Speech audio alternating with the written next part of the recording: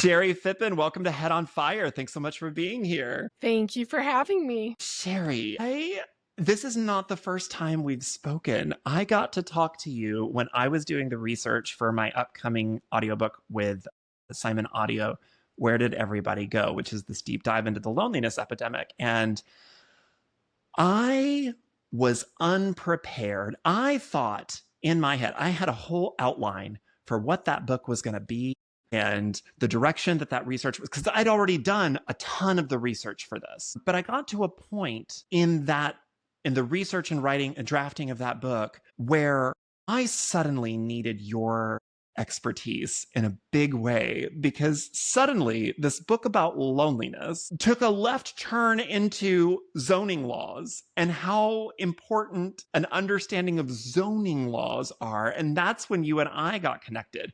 So for anybody who doesn't know you or your work, which is probably every single person listening, unless they happen to be directly related to you, Shari, tell everybody who you are and what it is that you do.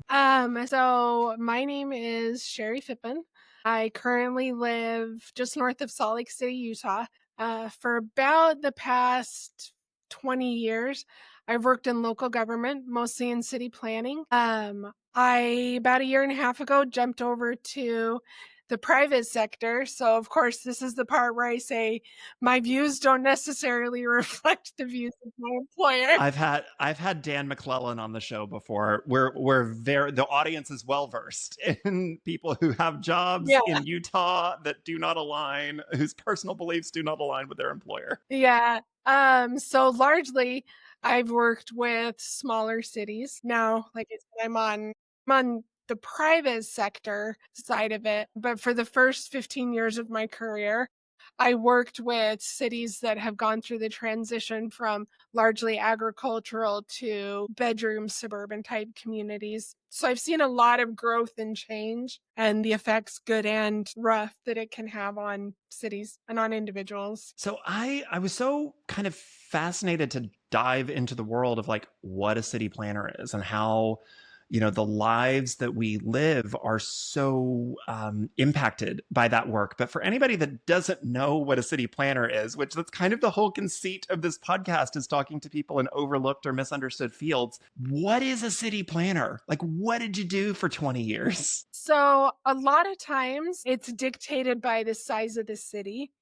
The communities that I was lucky enough to work with and work for, primarily what I did was enforce and help refine the city code, the laws that govern how you can develop, where you can develop. So I did a lot of enforcement of existing regulations and making sure that developers or even somebody that just wanted 6 chickens in their backyard understood the framework that they had to operate within. Then there were also occasions, and sometimes if a city's staff is big enough, they'll have people dedicated just to this part of it, is to do more long-range planning, where you look at, okay, we know that this area of the city is prime for growth. What do we want this area of the city to look like in the future? And do we want a park there? Are we going to need a school there? Where are we going to need additional roads? So there's kind of two sides of it. And like I said, I worked with communities that were small enough that I did both. But a larger city is usually going to have people dedicated to each one of those. You said something there that kind of, makes my little brain tickle. How do you all kind of figure out so many years in advance that a specific area of the community is primed for growth? Because I feel like I see so many conversations, online in communities about areas of cities, areas of the community that kind of get left out of conversations, and then areas that suddenly just seem to be out of nowhere developed, into these. We have them here of course we have a ton in Chicago, but I mean, there's all sorts of communities that were like, this area had a lot of crime and drugs. And then now you cannot possibly afford to live there. So how did the city planner figure out this area is prime for growth? It's really interesting. In Utah, a lot of times what'll dictate it is when a farmer gets ready to retire. and his kids don't wanna take it over. because there's Like, so much land. honestly, there is, and, My you husband is know addicted to Yellowstone. Huh? I've seen that. I said my husband's addicted to Yellowstone. I know what that conversation looks like. At least the fictional version of it. Yeah. Um, so some states, they are well, let me back up. So there's this balance in any city between individual property rights and community property rights. And some states tend to weigh more heavily towards individual property rights. Utah is one of those. And so basically the way land use law in Utah operates at a state level, and that trickles down and informs city policies. Utah operates under the assumption that people have a fundamental right to do what they want with their private property, and any regulation that a city puts in place has to be viewed and measured in light of that fundamental right.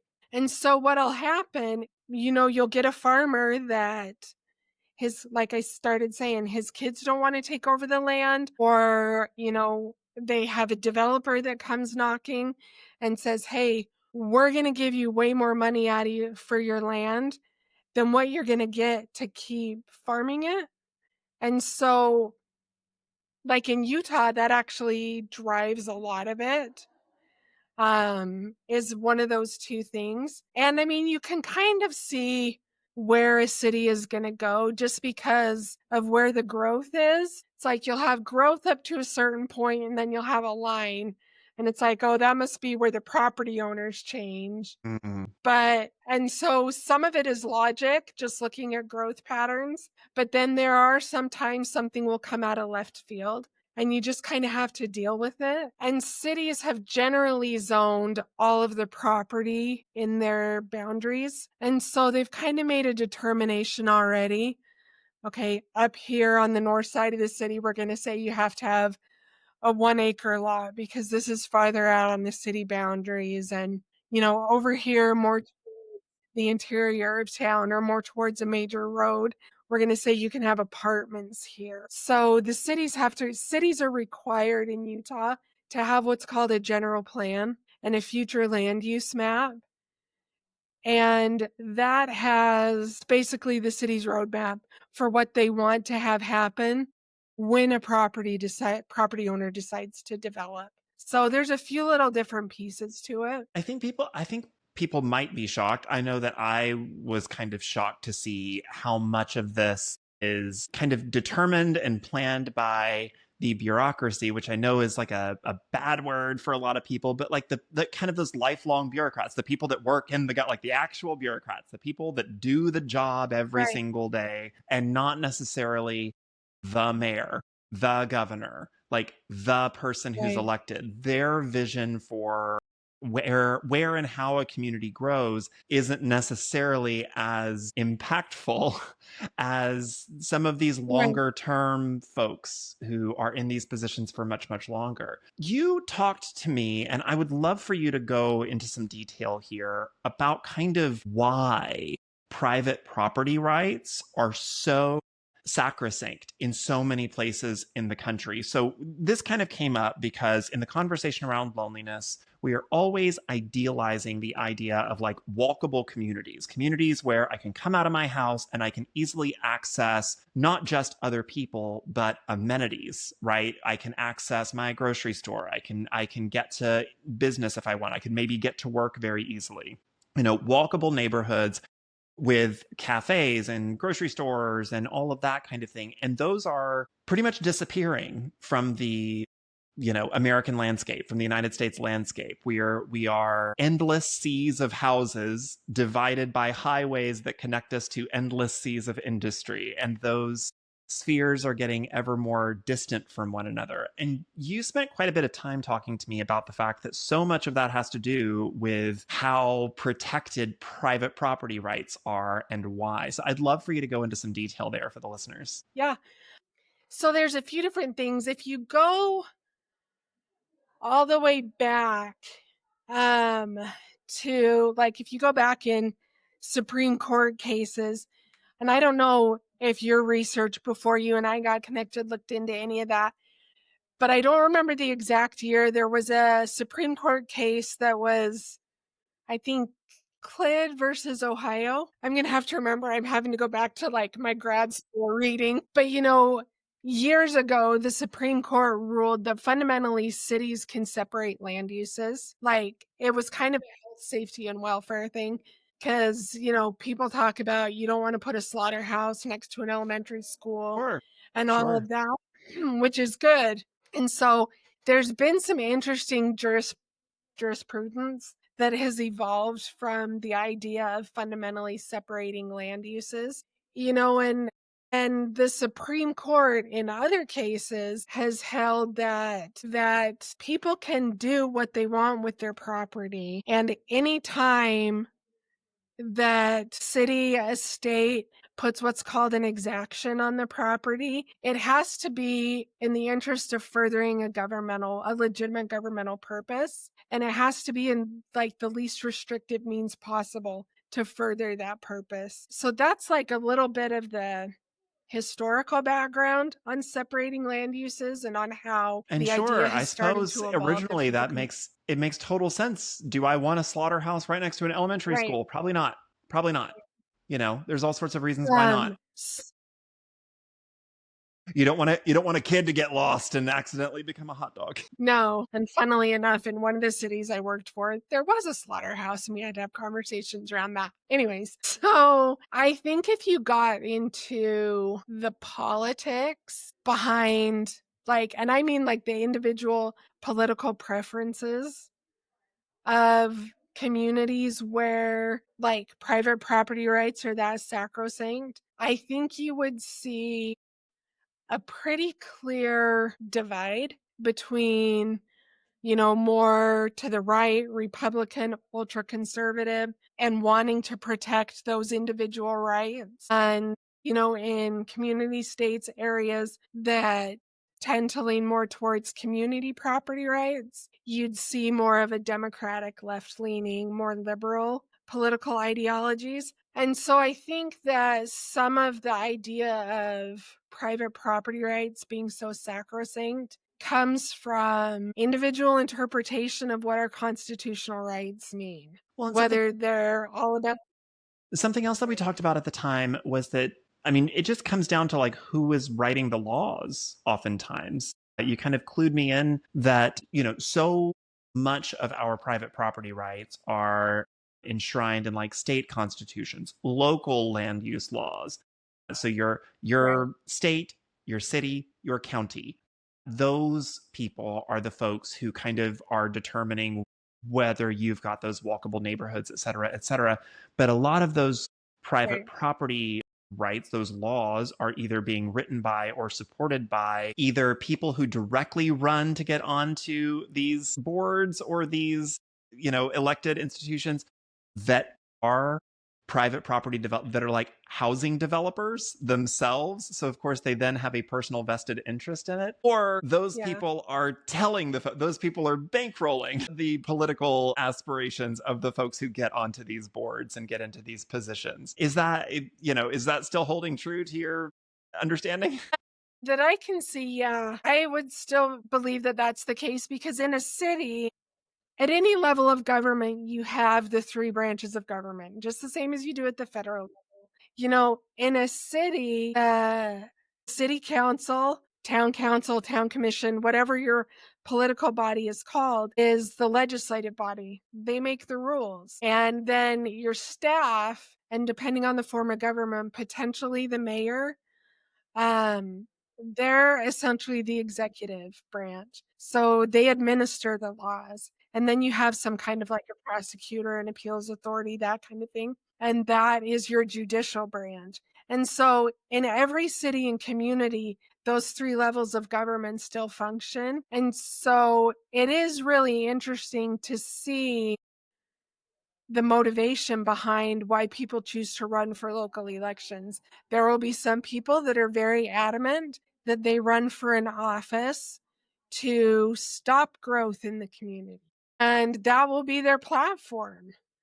Or it will be their platform to keep apartments out of their community or something along those lines, which people a lot of times will be very successful at that. The tension comes in city planning when you've got the members of the legislative body that are enacting these laws or attempting to enact these laws or attempting to deny a development or something to that end, that as a staff member, is in conflict with local laws, with state laws, with federal laws. And so there's this sort of balancing act within the bureaucracy of honoring the intent of the legislative branch for executive employees, but at the same time, knowing what your limits are as far as what you legally can do.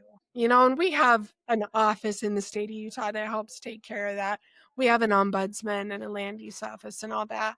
But there's this really interesting tension because of exactly what you said, like, looking at why people choose to run, and even in local elections, who's giving money behind it and Mhm. who's donating and who are the outspoken residents and that get appointed to this or something like One of the conversations that we had that I found hopeful was that this certainly sounds like, capitalism coming into land use, and we're just kind of doomed, right? And that's what a lot of researchers kind of come away from this conversation. Oh God, we're doomed. that. We're just going to be an endless sea of houses here in the United States, and we're just going to get further and further away from community, and we're just doomed. But you were one of the first people that I came across in my research that really gave me like a sense of hope that all of this can be negotiated, all of this can be discussed, and there is light at the end of this tunnel. Like there's a lot of hope on the horizon in these spaces. So talk to me a little bit about, like, you've had instances where, you've been in those rooms with, local politicians or those housing developers or whatever who want to just continue obviously making their endless seas of houses because that makes them a lot of money, but they can be negotiated with. You can negotiate for community space. You can negotiate for park space. You can negotiate for a community center. Walk me through why a city planner cares about making space that doesn't necessarily sell, that doesn't necessarily make anybody any money, but two, how those negotiations take place at all. Like, what is it that you have on offer? So to answer the first part of it on why a city planner would care, or why, like, I would be Mm-hmm. invested in seeing that. I think that fundamentally the responsibility of a city planner is not just to review a proposal and tell somebody what they have to do to build their 47 houses on 60 acres or whatever it is. But I believe that the fundamental job of a city planner is to create a sense of place, to create a community, not a city, not a suburb, but an actual community where people can choose to live, work, recreate, shop, do all of those things that we're seeing the research prove over and over is part of a healthy whole life, part of being a healthy whole person, getting out of the car, so, as much as we can, interacting with our communities, knowing our neighbors. So for me, that's why I am invested in that kind of thing. That's why I want to see more of that kind of thing happen. Like that we create these whole communities, that we create third places, that we create these senses of belonging. Obviously, we can't force people to get to know their neighbors.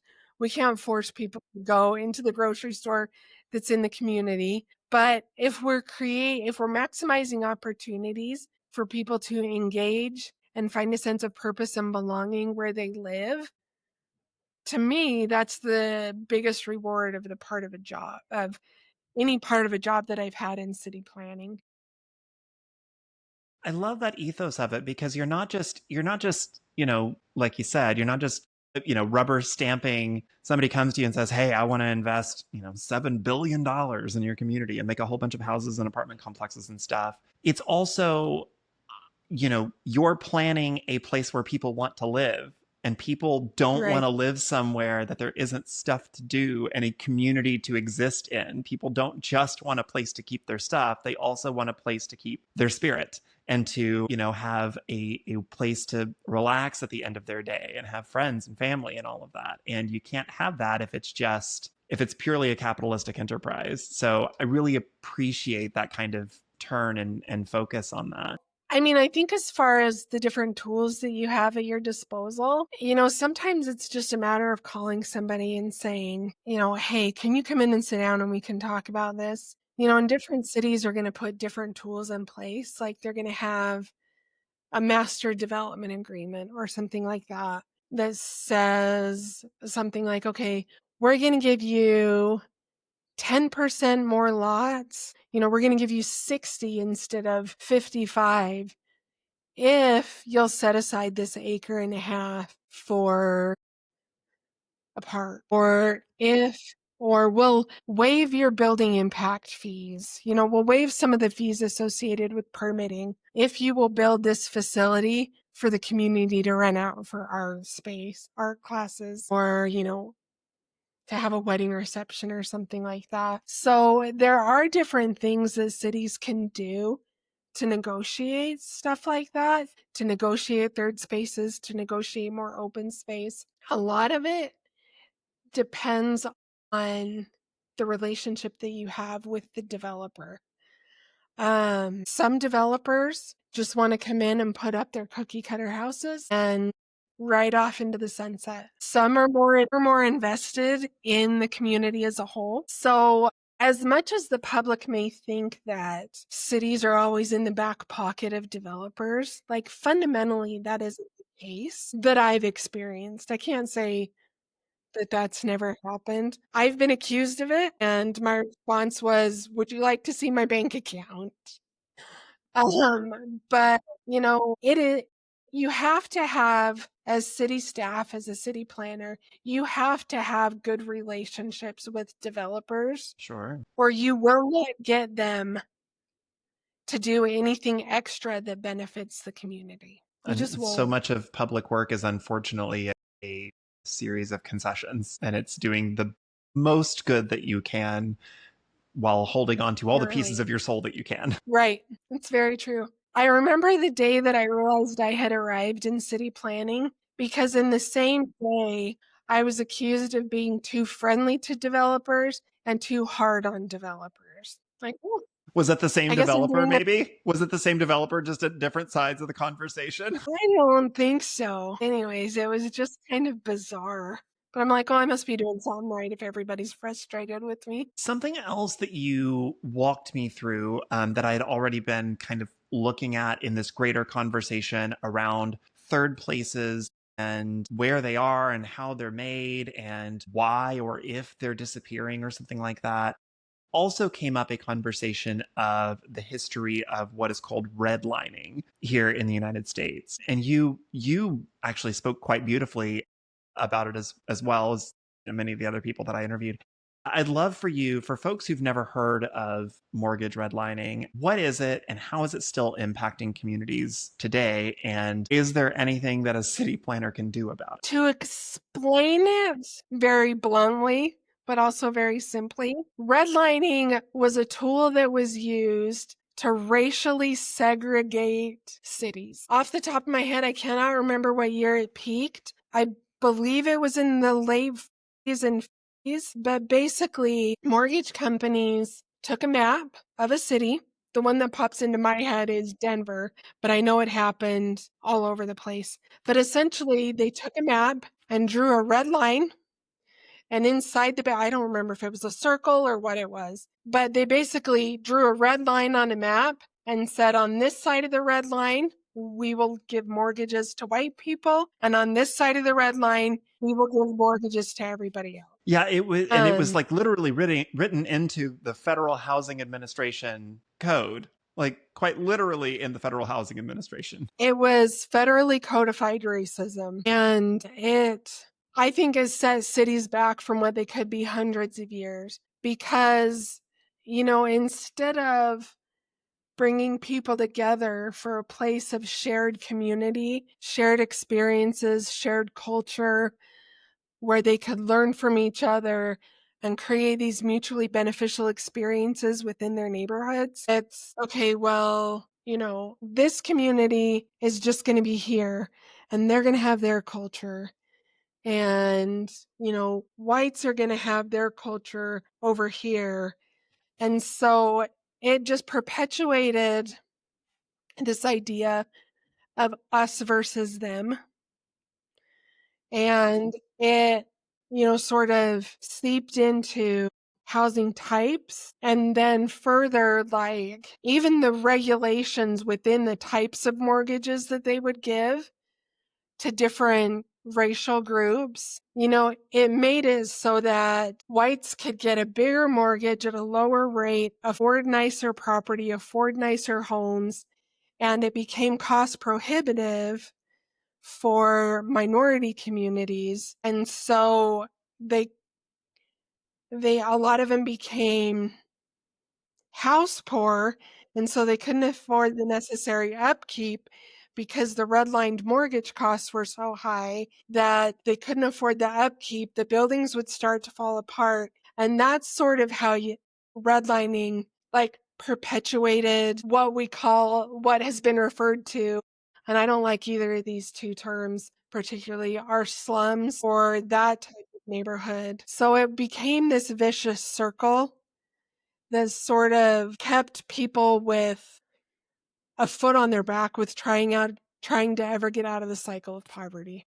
Well, and we see that today. I mean, we see, there are certain politicians who speak to this today, and it's not a popular thing to discuss, but how areas that have specific or historically been owned by people of color, Black people specifically, like one, it of course impacts stuff like generational wealth. If your family could start owning property back when it was much more affordable 50, 60, 80, Right. 100 years ago, and that kind of wealth can be transferred on, it impacts that, but it also impacts like the literal health of a community It because, does. ecological racism is very much a thing. There are people, there are places that do not have access to clean water, who are the areas where new types of waste runoff is put, and they just don't have as many hospitals. Like there's all sorts of problems with it that are still being dealt with today, that are still being felt by people today, and it all comes back to where people were allowed to live and what kind of communities were allowed to be built, nearly a century ago. Well, and I mean, that even gets into, and my apologies if you said this, like the physical condition of the building. If people don't have money to fix their homes and like mold or other environmental toxins, they can't move out, they can't fix it. It keeps going and And it's going. how we get stuff like food deserts. Like it's just so many solvable problems here in the United States are just like, well, we really love racism. We love it so much. It's like baked into our, gosh, it's a feature, not a bug. We love it. It's Well, special. We just think it's neat. it's a very, very uncomfortable truth for people to look at in city planning, in American history classes, and all of that. Because I think, and I don't think I'm being hyperbolic when I say this, I think redlining did more damage to communities as a whole than almost any other policy decision era. I mean, I don't know that I would say that as fact, but it's a reasonably educated opinion. I don't think we can understate the amount of damage that redlining did to America as a whole. And I mean, it all adds to this culture of fear that we're still feeling. I mean, it quite literally makes certain communities, certain groups, the other because they Right. live over there. They don't live next to us. So we are not Hmm. in community with them. We do not make them part of our in groups. They remain part of our out group, and thus we trust them less, and thus we want to be in community with them less. We don't want to make friends with them. Oh God, we're terrified of our children dating them or marrying them. Like it just continues to create and perpetuate divide.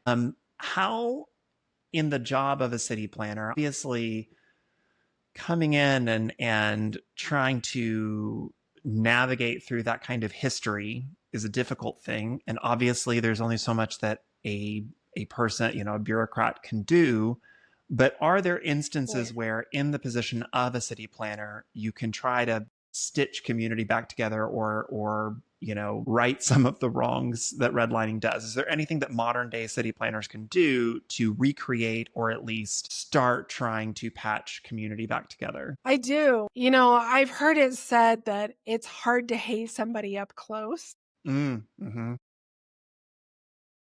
I mean, obviously, that's not always the case, but I think anything that cities can do, that city planners can do to advocate for policies that bring people from a diverse economic or any socioeconomic group, anything that people can do to bring diverse groups closer to each other as in the role of a city planner, bringing that closeness, I think that's what they should do. Obviously, one of the biggest thing that comes to mind is the way we plan for future land use and growth. Like if we're saying, okay, only single family houses over here or apartments only over there, you're automatically creating the circumstances for othering by because there will be people who, for whatever reason, choose not to buy a house. I'm a single woman.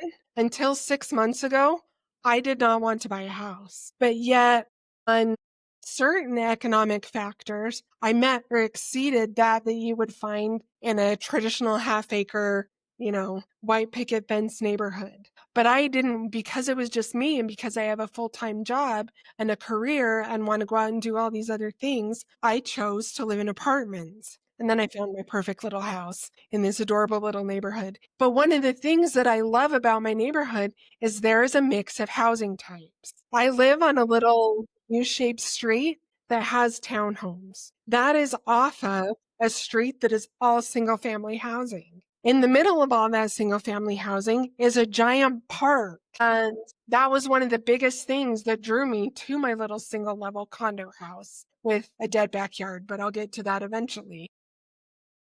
Hey, if you just moved in 6 months ago, that's next year's problem. That's in the I know. spring. This year's problem is buying rugs and hanging stuff on walls. But I think one of a huge travesty is a separation of housing types in cities. That's been a consistent through line that when I've talked to experts in all sorts of facets of this conversation of third places in city planning and state laws and all of that, is a lack of mixed use areas. Because once again, when people talk about, that when people idealize walkable cities, they're not actually idealizing walkable cities. What they're actually idealizing are mixed use areas. Mixed use areas are, here's the convenience store and I live above the convenience store, and then there's an apartment complex Right, next to it, and then there's the little old lady that lives in the house across the street, and then down from right, that is a park. Like these are mixed use areas. This is stuff where you could have a barber shop next to a home, next to an apartment complex, next to an auto shop or something, and there's no weird strict code as to what any right, particular space could or should be. And we're seeing a right. death of those because, oh dear God, one of the things that brought me to you is, will we ever again see third places in new construction? And it's getting really difficult to say yet to find anywhere in the US where the answer to that is yes. Because my gosh, if you were to ever go, some new family that moves into some little community and tell them, okay, so 3 houses down from you, instead of a house, they're going to put in a cafe or a bar. Everybody, Mhm. one of the granddaddies of the conversation around third places is a guy named Oldenburg. He wrote The Great Good Place, and in that, man alive, he idealizes the community bar, the town bar, where people, everybody, when you talk about third places, everybody talks about Cheers as this like platonic ideal of a third place, which, sure, on paper, in text, according to Oldenburg's 8 rules of what a third place is, Cheers is it. That's a third Right. place. That's, yada yada. If you told somebody who moved into a new neighborhood that 3 houses down from them, they were going to build a bar instead of yet another cookie cutter house, people would riot. What, you mean alcohol? They would. Where kids could They see? would. Children might see a bar? What? They would. How dare you? Crime will come. There will be so much crime. Yeah. Even though we all idealize Cheers, even though we all idealize, the local pub, as this platonic ideal of a third place, we don't actually want them in our own communities. Right. I mean, it's the whole not in my backyard thing. Yes, We want we it love for the idea of somebody it over else. there for you, over there. That's so nice for you over there. It's really interesting because for years I've been fascinated with really small towns, Me like the too. I was kind that from you would one. see. That's right. Like the kind that you would see in the movie Cars. That's like these little towns that are fighting to survive, that are along this old highway that got replaced by the freeway. But one thing that's really fascinating talking about third places, and places that are trying to hold on to community and trying to hold on to identity is in almost every one of these cities that I've seen that I've stopped in, there is either a little diner or a gas station with a little grill inside where old men, okay, and it is almost exclusively old men, gather every morning to talk about the events of the day, to talk about, complain about whoever's in the White House, and have their coffee or their Pepsi. And it fascinates me that people crave the connection, but won't allow their cities to create it. Yes, yes. Because if one, it's so many factors go into that, and the other thing is so many people get left out of those conversations of who Right. and how and what gets to create it. But yes, everybody wants it.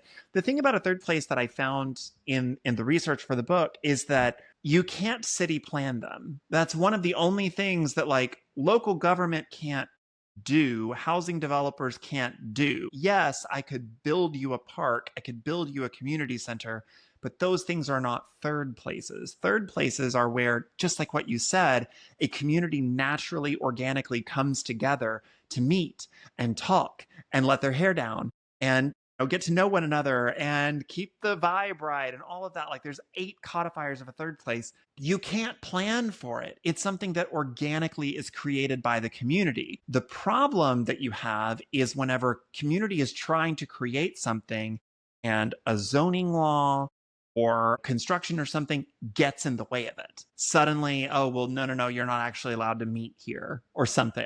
We know that you guys have been wanting to, no, you love this coffee shop, but actually we need this to be a toll booth. Sorry. Right. So You I'm know, curious it's, how you bring communities in. One of the communities that is consistently the most lonely, that gets left out of mhm. every loneliness conversation, and I was both fascinated and also kind of like, well, yeah, that makes sense, is young people.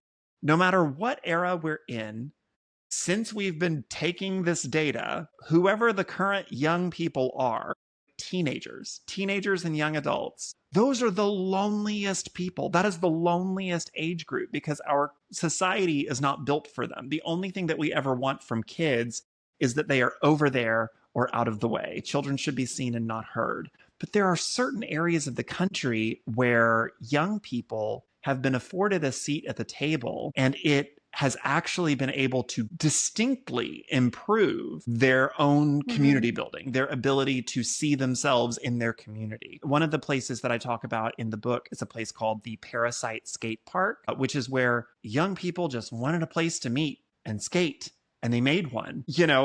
I'll go into depth with it in the book, and I don't want to take over the whole interview with it, but like, it's this fascinating thing of the positive stuff that can happen when young people are brought in. We see this in all sorts of Right. communities. We've talked about redlining earlier in the conversation. When people of color, when queer people, when disabled people, when young people, when people who are normally left out of these conversations are brought in to community planning, things get better for everybody Right. because what's good for them is good for everyone. If their needs are met, everybody else's needs were already met. How can city planners either successfully incorporate voices that are left out of community building? How can Mhm. they better do that? And what are some times in your own career that you've been able to kind of successfully get one of those wins for marginalized communities in city planning? I think there's a few different things that cities can do. Anytime a city is going to undertake a large scale planning project, whether it's a specific project on a piece of land whether it's master planning for the city, whatever it is, cities will generally have like a public open house. Sometimes they'll have what's called a design charrette where people can actively engage in, essentially play with Legos and say, okay, we want this here and this here. I think city planners have to, when you're doing that kind of thing, when you're in the long range and medium range stage of planning, like be intentional about involving youth and young adults. Set aside a specific time to have just that demographic come in and give them a blank slate and say, okay, if this was your city, what do you guys think? What would you guys do? Where would you put a park? What are gathering spaces looking like for you guys? They have to be taken seriously. I remember as a teenager going to help at a public event, and I was with a friend of mine. It was for Key Club or something like that in high school. And a local politician came up to my friend and I, and we were talking about something. But as soon as he learned that we couldn't vote, because neither of us were 18 yet, he walked off. That's what keeps Like happening. his interest in engaging with us was solely based on whether or not we had the power to vote. Kids, and I use that term very broadly, teenagers, youth under the age of 18, they have to know that their opinions are valued, that they are taken seriously, that their voice is needed as a city continues to grow, because those are the ones that are going to benefit or bear the burden of the decisions that a city council is making today. Because if a city is planning for 10 years, not 10 years, for 20 years or 40 years down the road, you're not planning for the people that are sitting on the dais.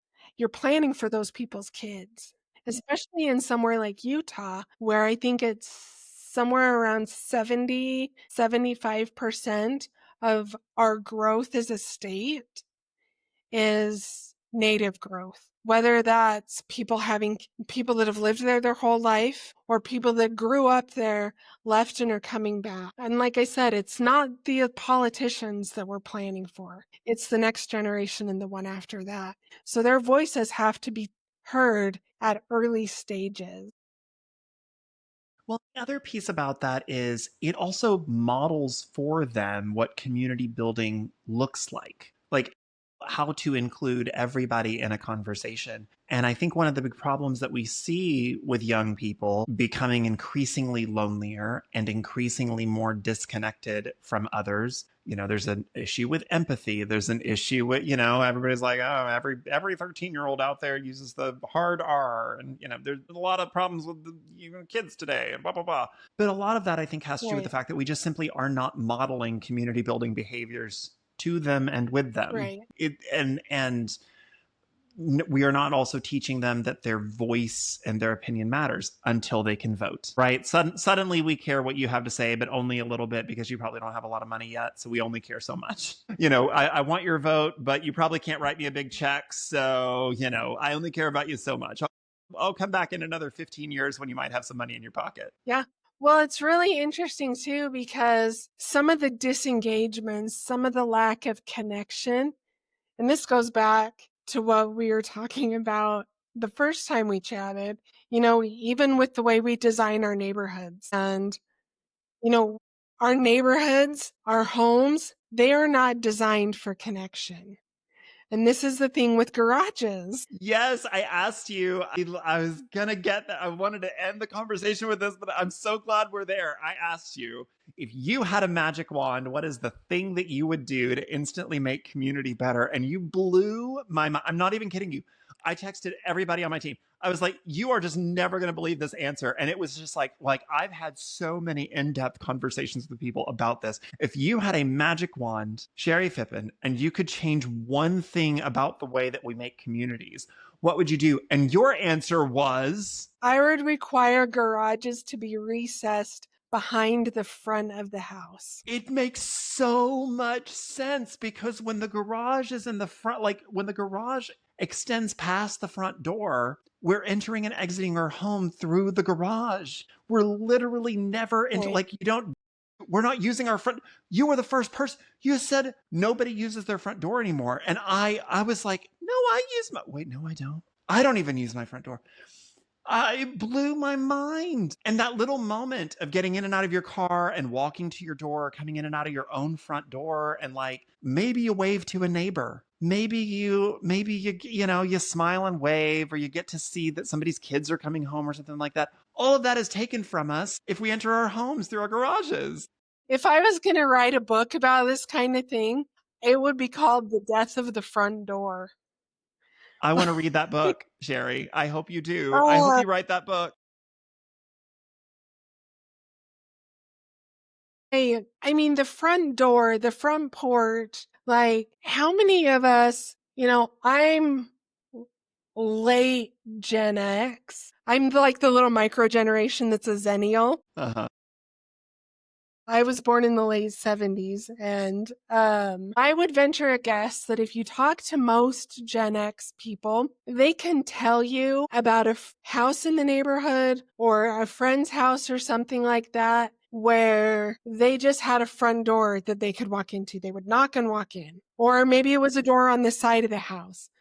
Or there was like the knock and walk. And I think if you asked kids now, it would be very difficult to find a lot of people with that and that have had that experience, that have that current experience now. I know people that won't even just walk in the front door of their parents' house. But I think that if we can bring back the importance of the front door, if we can bring back front porches or even just big stoops, if we have an area to gather on our front porch, I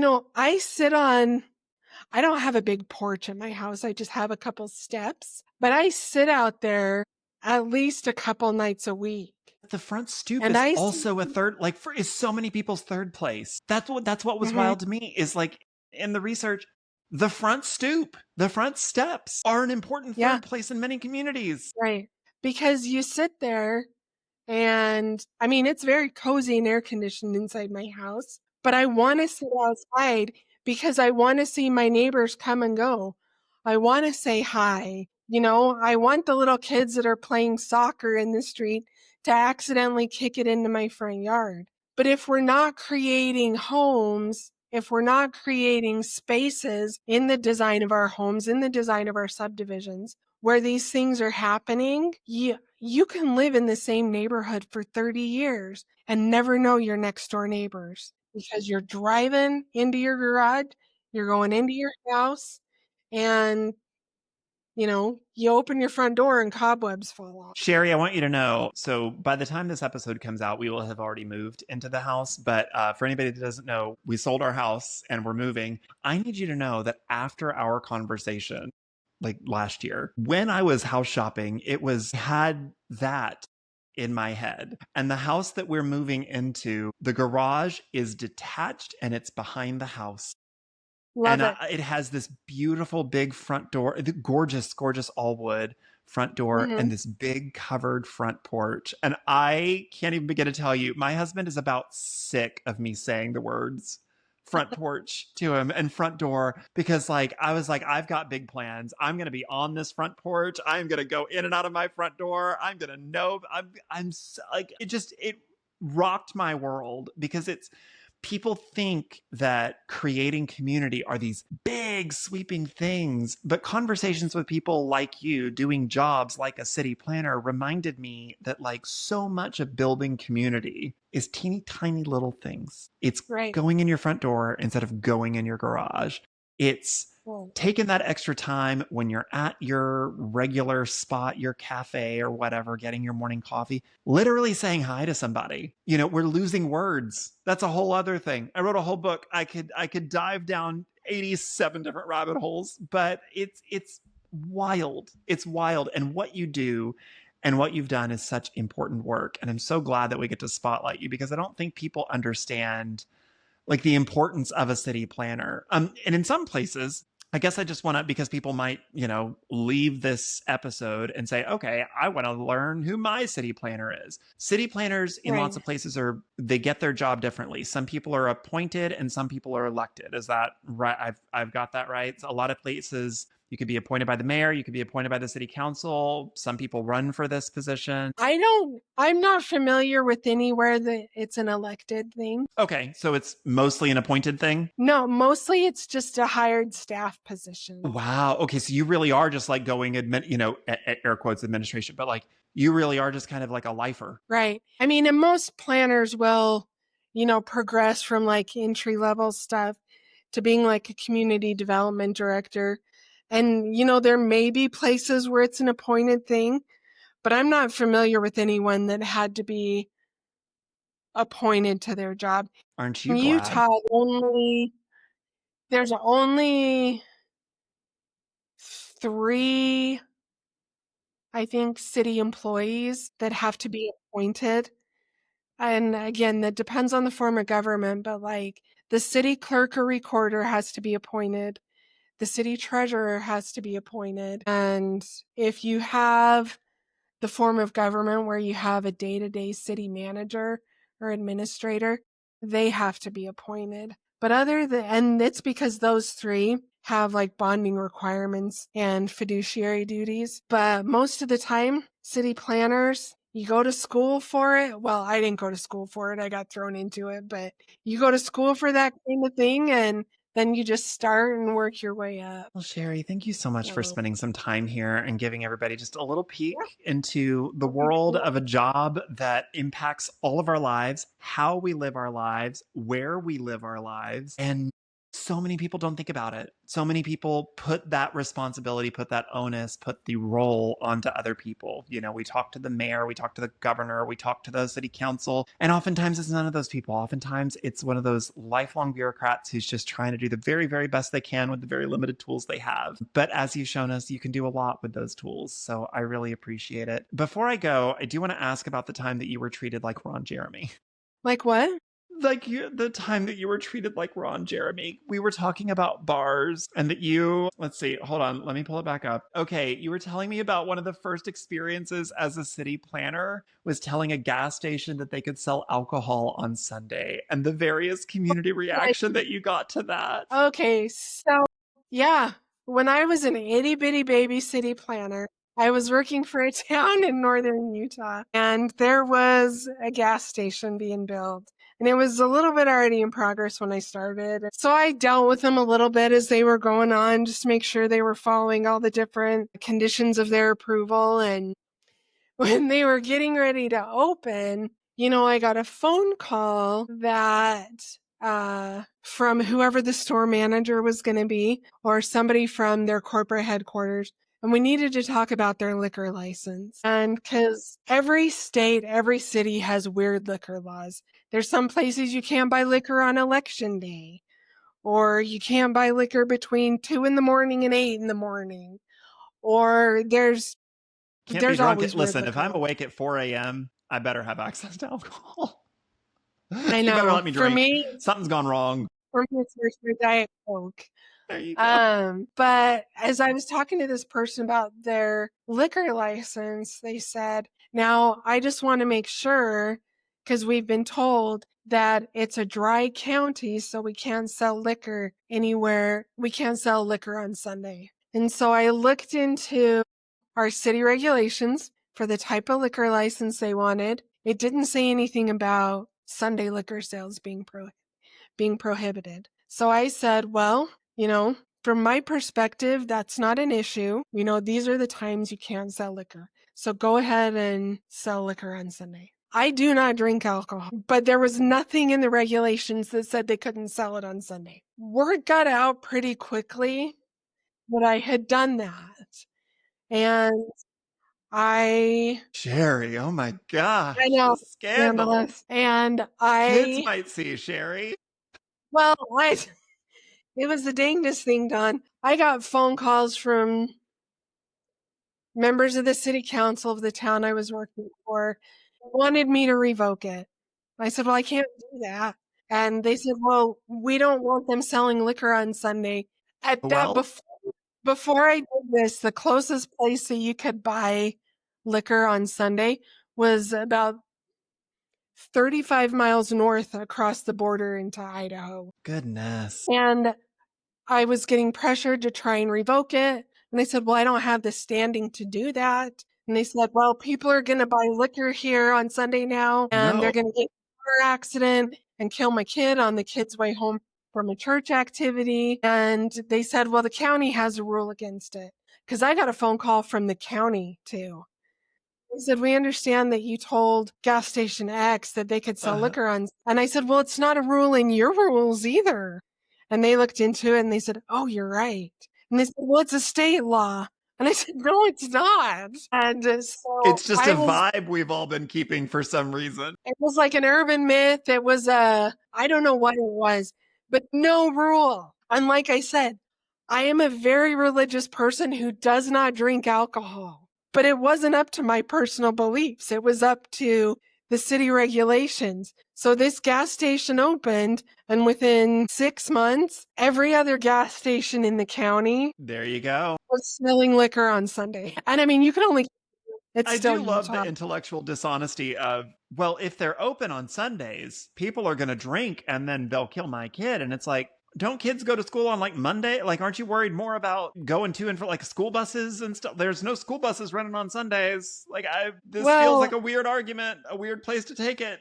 and the reality was they're more likely not to drink if they're just Exactly. going a mile and a half to the gas station, Right. buying a 12-pack of beer. They'll go home and drink it instead of cracking one open on the way home from the store. I don't That's want to be 40. drunk at a gas station. I want to be intoxicated on my couch. I want to have my wine on my couch. I don't want to be Yeah, at your gas station. I don't want to be at the Handy Mart drinking. I want to be on my couch. I want to be in my backyard drinking. that was my first little rough bump as a city Sherry, planner. you rebel, and you're revolutionizing the alcohol consumption in northern Utah. Congratulations. Your legacy lives on. Congrats. Thank you. Sherry Phippen, thank you so much for being a guest on this podcast Yeah, and of also course. being one of my very favorite interviews that I did in the last year for my upcoming book, Where Did Everybody Go? I would tell you where you could find you, but you're not a public person. You're just a lady with a really cool job. So I will let people just love you from afar. Thanks so much for being here. You're welcome.